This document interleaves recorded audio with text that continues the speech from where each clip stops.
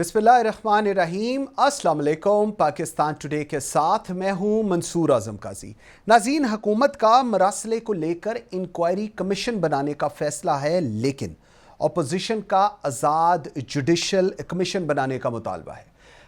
Opposition जो कि पाकिस्तान तहरीक इंसाफ है, उनका ये व्यू पॉइंट है, उनका ये बयानिया है कि कुछ भी किसी भी किस्म की इन्वेस्टिगेशन जो इस वक्त हुकूमत वक्त जो कि पीडीएम की जमातें हैं, अगर ये करेंगी तो उनका फैसला जो होगा वो हमें काबिल कबूल नहीं होगा।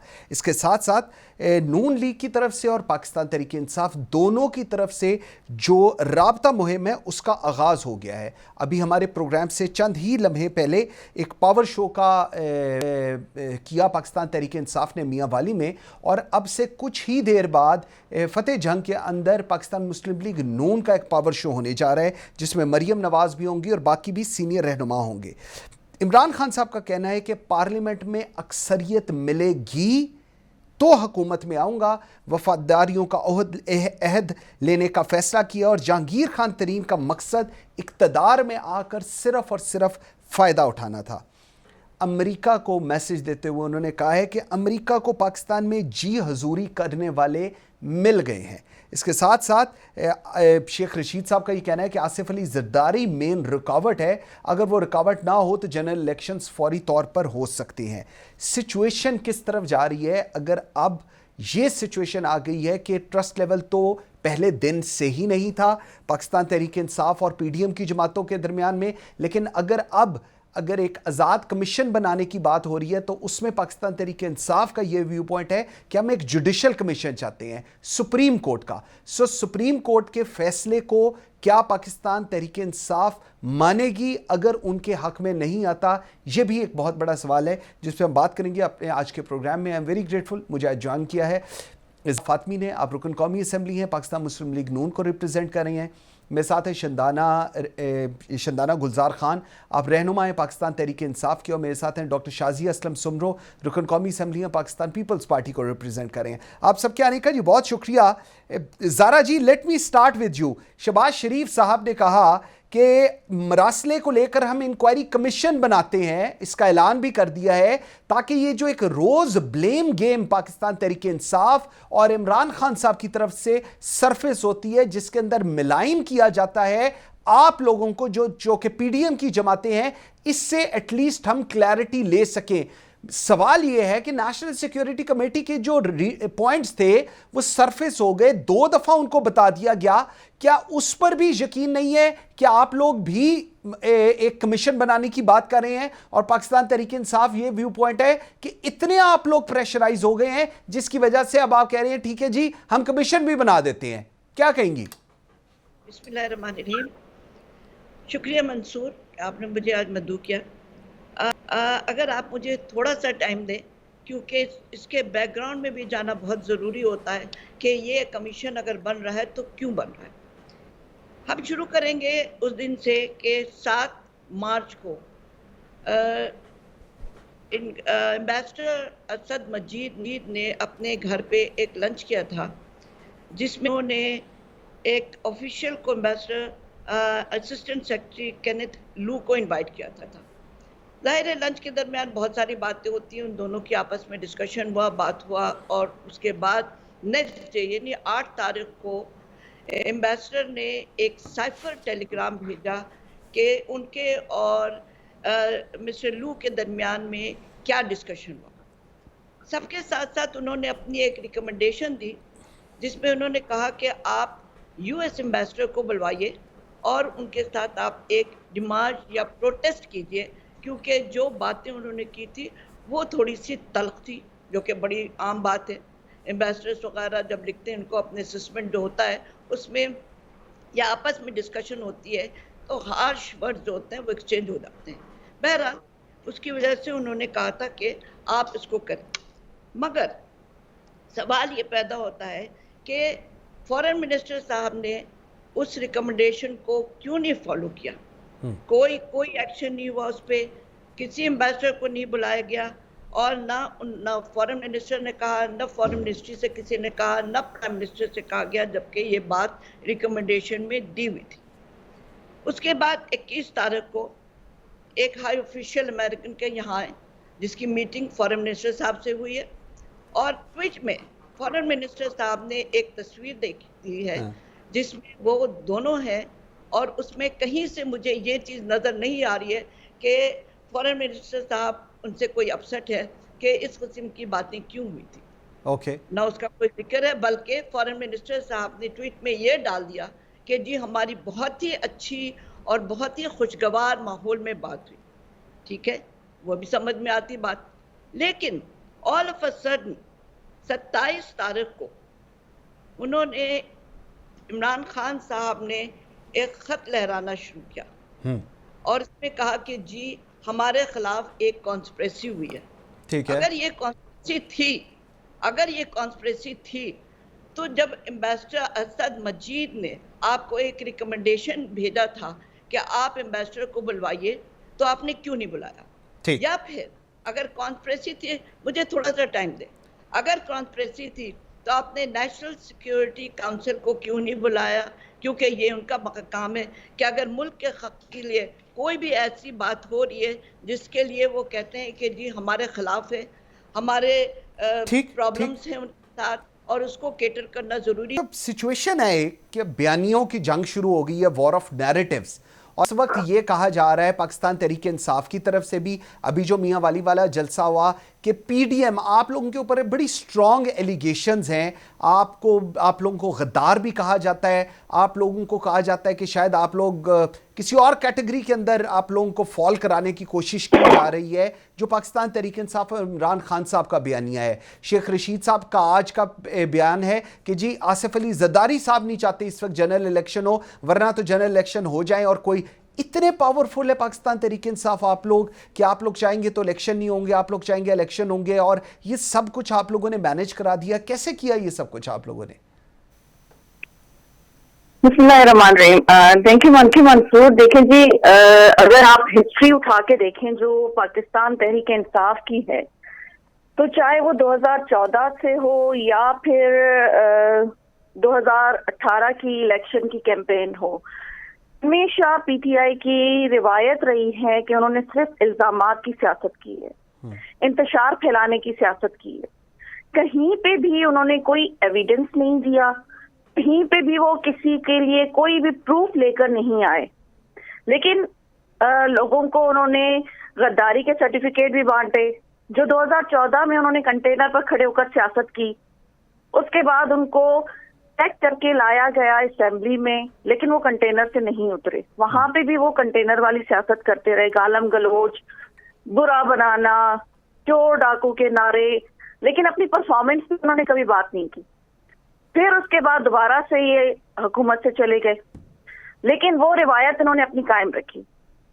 अगर आप इमरान खान नियाजी साहब के पुराने जो स्टेटमेंट हैं, चाहे वो इस्टेब्लिशमेंट उन्होंने दी हो, पाक फौज के लिए दी हो, या पाकिस्तान के लिए दी हो, या तालिबान के लिए जो ट्रेनिंग का उन्होंने कहा था कि हमारे यहाँ ट्रेनिंग होती है, हमारी सरजमीन यूज होती है, पाकिस्तान की सरजमीन इस चीज के लिए इस्तेमाल होती है, वो सारी चीजें उठा के देख लें।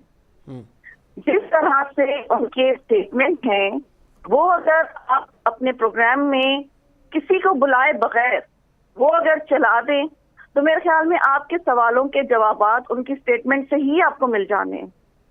तो मैं समझती हूँ कि पीटीआई के पास सिवाय इल्जामात के या फिर सोशल मीडिया पे दूसरों को गंदा करने के और कोई चीज नहीं है।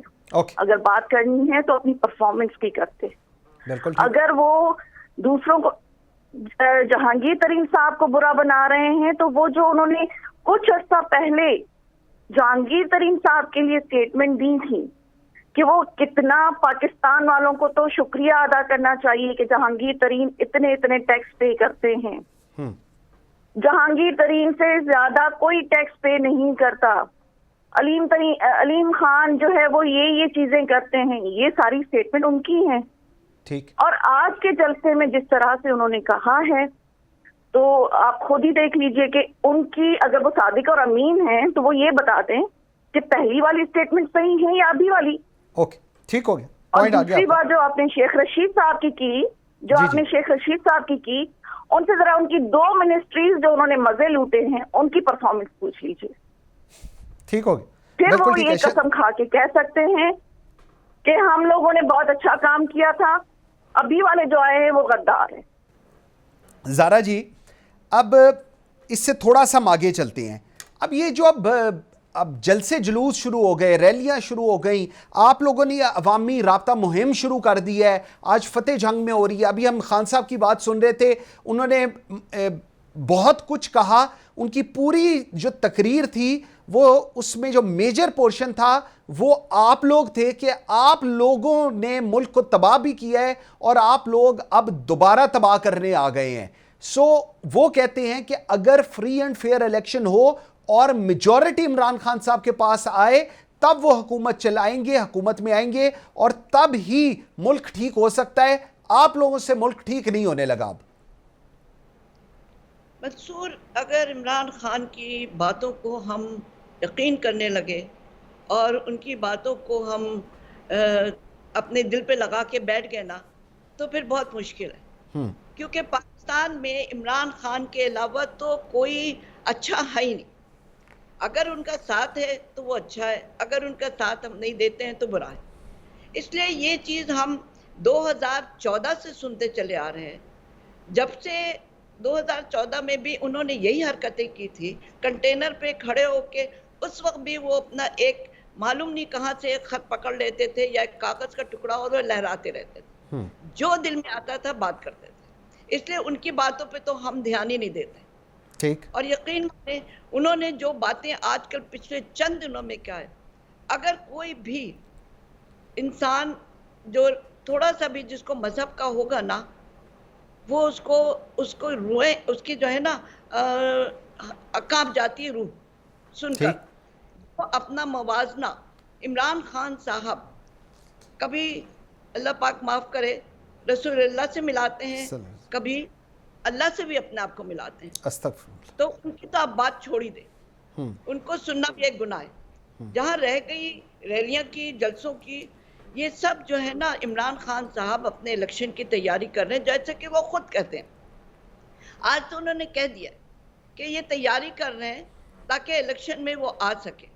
इलेक्शन में इस तरीके से नहीं आया जाता है मंसूर। इलेक्शन में आने के लिए आपको काम करना पड़ता है। मुझे बता दें कि इस 3-3.5 साल में इमरान खान ने क्या काम किया और हमारी हुकूमत जो 2013 से 2018 में, उन दोनों टाइम को आप अगर मिलाकर देख लें तो आपको खुद पता चल जाएगा। और इसकी गवाह हमारी हिस्ट्री भी है, लोग भी और दुनिया में। व्यूअर्स, एक छोटी सी ब्रेक लेते हैं जी, जरा एक ब्रेक लेते हैं और जिस वक्त ब्रेक से वापस आते हैं तो यहीं से कंटिन्यू करेंगे। मेरे साथ रहिएगा।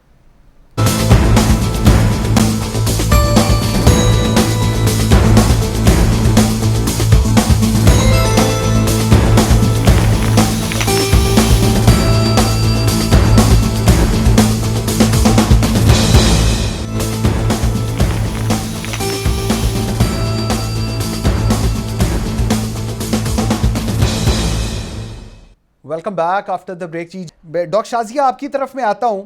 अब ये जो जलसे जुलूस, ये तमाम कुछ जो अब स्टार्ट हुआ है, अब इसका रिजल्ट क्या है? एक तरफ अवामी राब्ता मुहिम का आगाज़ नून लीग की तरफ से भी हो गया है, एक स्केड्यूल आया है जो इमरान खान साहब की तरफ से आया है। उसके बाद कहा यह जा रहा है कि मई एंड के अंदर जो है इस्लामाबाद में धरना दिया जाएगा और तब उस धरने से उठा जाएगा जब आप लोग। शंदाना ने जी हमें ज्वाइन कर लिया। Shandana, can you hear me? जी बिल्कुल, मेरी आवाज आ रही है आपको? बिल्कुल आ रही है। आप पहले कंटिन्यू कीजिएगा जी अपना कमेंट प्लीज। ठीक है, तो ये लंच हुआ और ये मिनट्स पाकिस्तान पहुंचे और ये दबाए गए थे बाकायदा। ये मिनट्स अलबत्ता मिलिट्री जो हमारी लीडरशिप है, क्योंकि मिलिट्री अटैचे ओदी की तरफ से जाता है, मिनट्स वहां तो पड़े थे। अब फॉरेन ऑफिस में ये मिनट्स किसने दबाए, कैसे दबाए और ये कैसे 7 मार्च को नमूदार होते हैं, क्योंकि 8 मार्च को तो अदम एतमाद का कर दिया। तो असली कहानी तो ये है। दूसरी बात मैं कहती हूँ, छोड़ें मत, जुडिशल कमीशन भी मत करें, आप ऐसे करें, आपको इंक्वायरी कमीशन भी मत करें, कुछ ना करें, सिंपल एक काम करें। अगर पीटीआई झूठ बोल रही है, वो साइफर डीक्लासिफाइड वर्जन अभी उसका अवेलेबल है, वो पब्लिक के सामने रखते हैं, बात ही खत्म। कल डॉन में छापते, न्यूज में छापते, डीक्लासिफाइड वर्जन तो कासिम सूरी ने भी देखा है, स्पीकर ने भी देखा है, सुप्रीम कोर्ट में भी पड़ा हुआ है। बस ये हमारी डिमांड है, मत कराएं इलेक्शन, कुछ मत कराएं, बस ये साइफर दे दें। और अगर ये भी नहीं कर सकते तो जो इन्वेस्टिगेशन नेशनल सिक्योरिटी कमेटी ने करवाई थी 7 और 27 के दरमियान, वो इन्वेस्टिगेशन 5 एजेंसीज ने की, 15 ने की। उस इन्वेस्टिगेशन का मेथड क्या था, किसके कांटेक्ट किया, क्या डेटा इकट्ठा किया कि ये इस नतीजे पे पहुंचे कि जी मुदाखलत तो हुई है, ब्लेटेंट फॉरेन इंटरफेरेंस, लेकिन साजिश नहीं हुई। वो इन्वेस्टिगेशन ही हमारे मुंह पर मार दे, गल ही मुक गई। ये इतना लंबा ये चक्कर ही ना चलता। लेकिन जब आप एविडेंस छुपाएंगे फिर तो ये होगा। अवाम आपसे पूछ रही है, इमरान खान आपसे नहीं पूछ रहा, आपसे अवाम पूछ रही है कि हमें झूठ क्यों बोला जा रहा है। सुप्रीम कोर्ट आधी रात को खुली नहीं खुली, हाई कोर्ट खोला नहीं खोला, उससे हमारा कोई लेना देना नहीं है। अब सारे आजाद अदारे हैं। अदम एतमाद हुआ नहीं हुआ वो आईनी चीज है, नो प्रॉब्लम। भगोड़े हुए, पैसे लेके उधर भागे, ईमान पे भागे, पोजीशन पे भागे, टिकट पे भागे, उससे भी मेरा कोई लेना देना नहीं। हर किसी ने अपना जवाब देना है। लेकिन जो इशू मैं उठा रही हूँ कि अगर इतने ही दूध के धुले हैं, इतने ही साफ सुथरे हैं, दिखाएं, वो मुरासला दिखाएं। दूसरी बात परफॉर्मेंस पे, खुदा का वास्ते परफॉर्मेंस पे तो आपको नहीं पता कि मैं पिछले 20 साल से हुकूमत पाकिस्तान की नौकरी कर रही हूँ। मैं कॉमर्स मिनिस्टर की लीगल एडवाइजर रह चुकी हूँ। मुझे नहीं पता कि किसने कितनी कितनी चोरियां कहां कहां से की हैं। आज का मैं आपको एक इंसिडेंट बताती हूँ।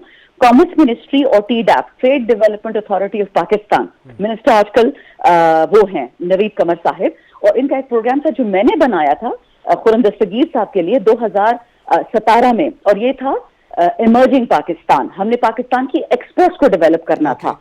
आज एक शर्मिंदगी का मकाम है, वो प्रोग्राम हम फंड कर रहे थे एक्सपोर्ट डेवलपमेंट फंड से, जो एक्सपोर्टर जमा करते कॉमर्स मिनिस्ट्री में अपनी एक्सपोर्ट बढ़ाने के लिए बैनुल अक़वामी। पता क्या किया उसका? लंदन की जो रेड बसेस होती हैं उस पर इमर्जिंग पाकिस्तान का इश्तिहार है कॉमर्स मिनिस्ट्री का, और साथ में मियां नवाज शरीफ और मियां शहबाज शरीफ। मियां नवाज शरीफ एक इश्तिहारी हैं, तो कोई मिनिस्टर साहब से भी पूछे, कोई जरा इनसे भी पूछ ले कि ये आप कर क्या रहे हैं आवाम के टैक्स के पैसे के साथ। मैं तो आपको ऐसी ऐसी कहानियां सुना सकती हूँ कि आपका कहते हैं ना पूरा भी बैंड बज जाएगा इस शो में। लेकिन मैं कोशिश करती हूँ क्योंकि मैं कॉमर्स मिनिस्ट्री में थी, मुझे बहुत सारे राज पता है, और मैं लीगल एडवाइजर थी, तो मेरे क्लाइंट्स उस वक्त नून लीग भी थी, पीपल्स पार्टी भी थी, मैं उनकी अंदरूनी बातें नहीं बताती। पॉइंट आ गया व्यूअर्स। एक ब्रेक का जी मुझे दोबारा कहा जा रहा है, एक ब्रेक लेते हैं।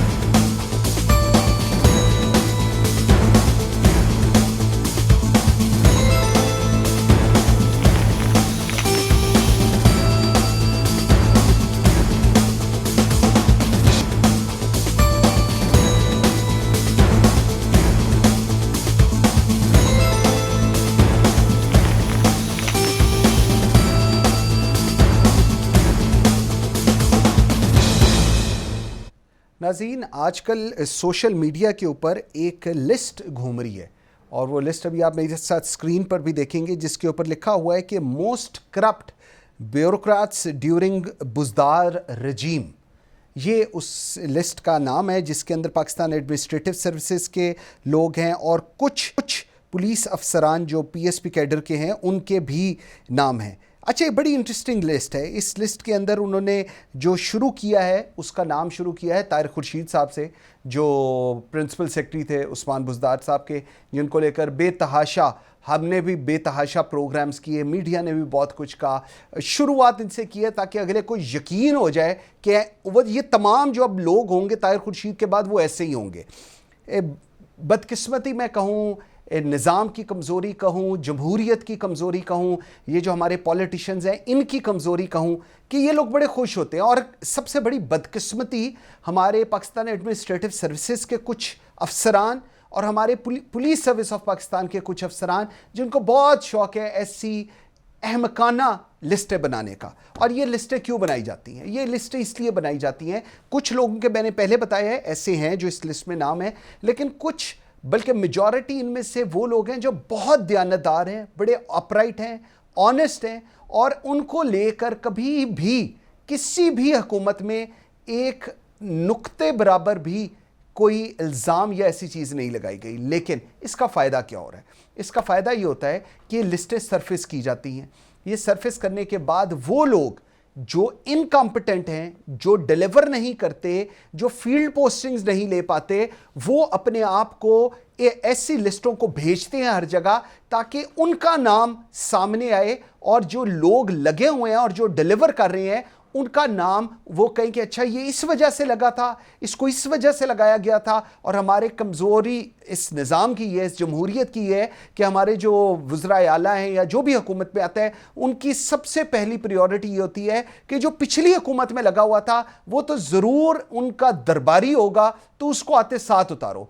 ये लिस्ट जिसको मैं अभी आपके साथ जो आप स्क्रीन पे देख रही हैं, ये लिस्ट किसी इंटेलिजेंस एजेंसी ने नहीं बनाई, ये लिस्ट किसी MI ने नहीं बनाई, किसी ISI ने नहीं बनाई, किसी IB ने बनाई, नंबर 1। नंबर 2, ये लिस्ट बनाई है लाहौर में कुछ अफसरान ने, जिनमें से एक ग्रेड 20 के हैं जो पाकिस्तान एडमिनिस्ट्रेटिव सर्विस से उनका ताल्लुक है, और उनके एक PRO हैं जिनको बड़ा शौक है ये चीज़ें ऐसी करने का, एक।